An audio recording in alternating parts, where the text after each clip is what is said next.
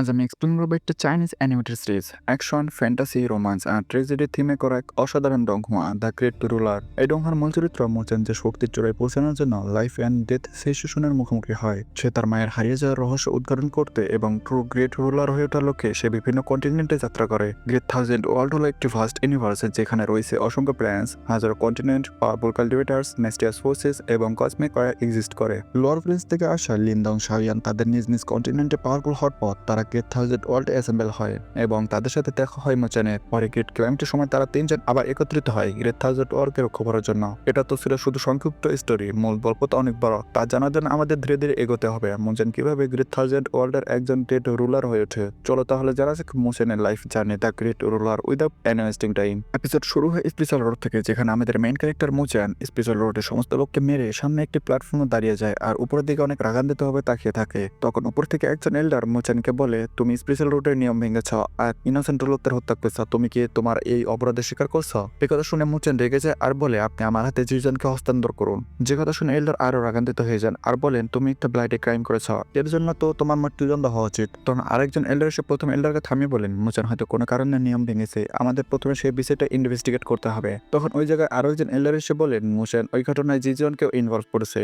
তখন প্রথম এল্ডার বলেন, মোচেন স্পেশাল রোডের একজন কাল্টিভেটর, সে নিয়ম ভঙ্গ করায় আজ থেকে 5 গ্রেড একাডেমি তাকে স্পেশাল রোড থেকে বহিষ্কার করছে। একথা বলার সাথে সাথে মিরর অফ জাজমেন্ট থেকে একটা এনার্জি বিম এসে মোচেনের উপর পড়ে, যে এনার্জি ব্যারিয়ারটা মোচেনকে বন্দি করে স্পেশাল রোড থেকে বের করে দেয়। ঠিক তখন লোলি নামক একটি মেয়ে মোচেনের দিকে ছুটতে থাকে ওকে বাঁচানোর জন্য, কিন্তু ততক্ষণে মোচেন স্পেশাল রোড থেকে বেরিয়ে যায়। এরপর সিন পরিবর্তন হয় 1 বছর পর। আমরা দেখতে পাই নর্দার্ন স্পেশাল একাডেমি, সেখানকার এক জঙ্গলে বসে মোচেন মেডিটেশন করছে। কিছুক্ষণ পর সে মেডিটেশন থেকে বেরিয়ে আসে আর ওর ডাকাটি বের করে নেয়, যেখানে লোলি প্রতিশ্রুতি ভেসে ওঠে। সে বলে, মোচেন আমি তোমার জন্য 5 গ্রেড একাডেমিতে অপেক্ষা করবো। মেয়েটির কথা মনে করে মোচেন অনেক দুঃখ অনুভব করে আর মনে মনে বলে, তুমি চিন্তা করো না, আমি খুব শীঘ্রই তোমার কাছে ফিরে আসবো। ওই সময় হঠাৎ করে একটি শট ওর পিছন থেকে আক্রমণ করে বসে, সেটা অনুভব করে এটা একটি ডস করে নেয়, কিন্তু শটটি আবার মোচেনের দিকে ছুটে আসে, যেটা দেখে মোচেন শটটিকে জোরে হিট করে দেয়। যা থেকে একটি মেয়ে দৌড়ে এসে মোচেনকে বলে, থামো থামো, আমার শটটি ভেবো না। মেয়েটির নাম তাঙ্কেন, সে মোচেনের সাথে মজা করছিল। মেয়েটি মোচেনের কাছে যেয়ে বলে, তুমি সত্যি সেন্সেশন লেভেল থেকে স্পেশাল মুভমেন্ট লেভেলের আর্লি স্টেজে পৌঁছে গেছো,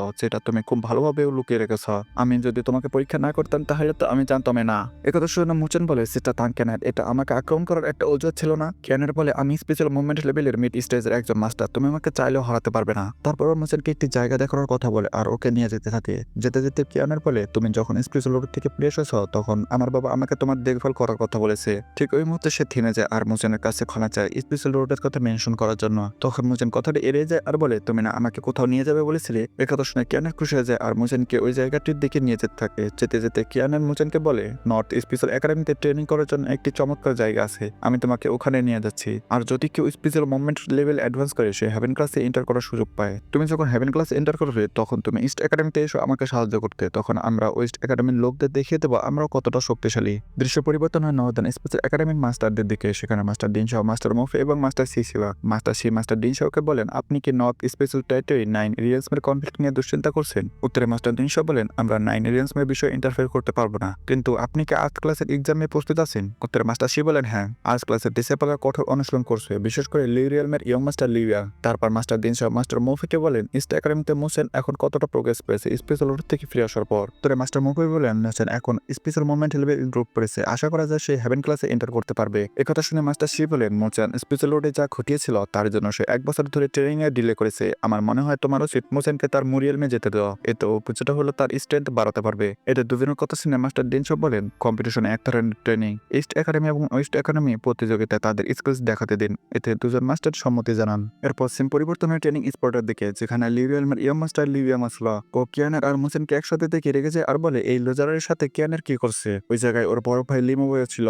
ও ওর ভাইকে বলে, তুমি ওদের দেখে এত রাগ করছে কেন? তখন লিউয়াং ওর ভাইকে বলে, 3 মাস আগে ও ওয়েস্ট একাডেমি ডিসেবলদের সাথে ফাইট করেছিল, তখন ও ইস্ট একাডেমির আর্ট ক্লাসের তৃতীয় পজিশন অর্জন করেছিল, মনে হচ্ছে এখনো ফার্স্ট ফেলাসের জন্য ফাইট করবে। তখন লিমো ভাই লিউয়াংকে বলে, তোমাকে আর্ট ক্লাসে নাম্বার 1 হয়ে হেভেন ক্লাসে এন্টার করতে হবে, কারণ যে নাম্বার 1 হয়ে হেভেন ক্লাসে অ্যাডভান্স করে তাদেরকে ইস্ট একাডেমি এবং ওয়েস্ট একাডেমি দ্বারা স্বীকৃতি দেওয়া হয় এবং তাদের আরো বেশি ট্রেনিং রিসোর্সেস দেওয়া হয়। আর এটা 5 গ্রেড একাডেমি স্পোর্টের জন্য অনেক হেল্পফুল হবে। 5 গ্রেড একাডেমি না শুনে লিউয়াং অনেক এক্সাইটেড হয়ে যায়। লিমো ভাই বলে, আমাদের লিউরিয়ান শীঘ্রই নর্থ স্পেশাল টেরিটরিকে দখল করতে চলেছে। যা শুনে লিউয়াং বলে, বাবাকে তাহলে মুরিয়ালমের সাথে মোকাবেলা করতে যাচ্ছে? তখন লিমো ভাই বলে, যাই ঘটুক না কেন এই মোকাবেলায় আমাদের লিউরিয়ালই জয়ী হবে। অন্যদিকে আমরা মোচেন আর কিয়ানাকে ট্রেনারকে দেখতে পাই। ওদের পাশ দিয়ে কিছু ডিসেপল বলতে যাচ্ছে যে ওয়েস্ট একাডেমির ডিসেপল আবার ঝামেলা সৃষ্টি করতে এসেছে, আমাদের তাড়াতাড়ি মাস্টার মুখে খবর দিতে হবে। দৃশ্য পরিবর্তন হলে আমরা দেখতে পারি ওয়েস্ট একাডেমির ডিসেপলরা ইস্ট একাডেমির ডিসেপলদের মার ধরতেছে। তখন তান কিংসন নামক একটি ছেলে এসে ওদের সাথে ফাইট করার চেষ্টা করে, কিন্তু ওদের দুজনের সাথে পেরে উঠছিল না। ওই সময় মুইয়ন এসে কিংসনের পেটে একটা ঘুষি মেরে দেয়, যার ফলে কিংসন পিছনে ফিরে যায়। তান কিংসন বলে ট্রেনিং গ্রাউন্ডে যে প্রথমে আসে সে ট্রেনিং করার সুযোগ পায়, তারপর তোমরা আমাদের কাছ থেকে ট্রেনিং গ্রাউন্ডে চিনে নেওয়ার সাহস করছো। এতে মুইয়ন বলে কারণ তোমাদের ইস্ট একাডেমির ছাত্ররা অনেক দুর্বল। তখন ইস্ট একাডেমির ছাত্রদের মধ্যে একজন মেয়ে বলে তোমার এত লড়াই করার ইচ্ছা, তাহলে ব্যাটেল এনাতে যাচ্ছ না কেন? তখন মুইয়ন মেয়েটিকে উল্টাপাল্টা বলতে থাকে, যা শুনে কিংসন রেগে যায় আর মুইয়নের উপর আক্রমণ করতে এগিয়ে যায়। দুজনের মধ্যে একটা ব্যাটেল কম্বারে শুরু হয়ে যায়। কিছুক্ষণ পর কিংসন মুইয়নের কাছে হেরে যায়, কারণ ও মুইয়নের বরাবরই করতে পারছিল না। মুইয়ন ওকে বলে তুমি এখন স্পেশাল মুভমেন্ট লেভেলে পৌঁছানি আর তুমি আমার সাথে ফাইট করতে এসেছো, তোমার এত আত্মবিশ্বাস আসে কোথা থেকে?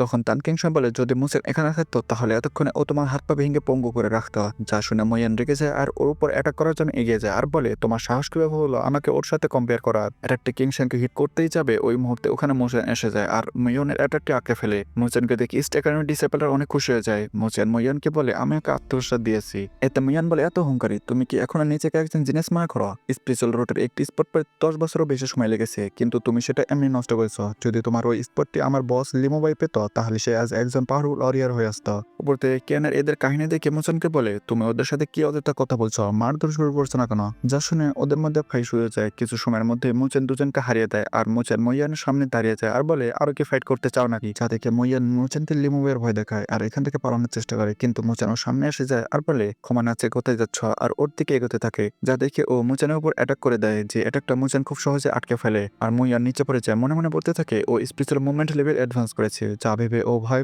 পিছিয়ে সরতে থাকে। ঠিক তখন লিওম এখানে হাজির হয়, যে এতক্ষণ ধরে এই পুরো ঘটনা অবজার্ভ করেছিল। লিওম এসে মুচেনকে বলে তুমি আজ এখানে যা করেছো তোমাকে এর একটা এক্সপ্লেনেশন দিতে হবে। তখন মুচেন বলে যখন তোমার ওয়েস্ট একাডেমির ডিসেপলরা আমাদের ইস্ট একাডেমির ডিসেপলদের বিনা কারণে মারধর করছিল তখন তুমি কোথায় ছিলে, যে এখন এর এক্সপ্লেনেশন চাইছো? যা শুনে লিওং রেগে বলে তুমি ভাগ্যের স্পেশাল রোডের জন্য সিলেক্টেড হয়েছিলে, যেখান থেকে তোমাকে বেরো করে দেওয়া হয়েছে, তারপরে তুমি এত অহংকারী কেন? তখন মুচেন ফাইটের জন্য প্রস্তুত হয় আর বলে চলো দেখা যাক আমি সেটা ভাগ্যের কারণে পেয়েছিলাম নাকি আমার নিজের কঠোর পরিশ্রমের মাধ্যমে অর্জন করেছিলাম।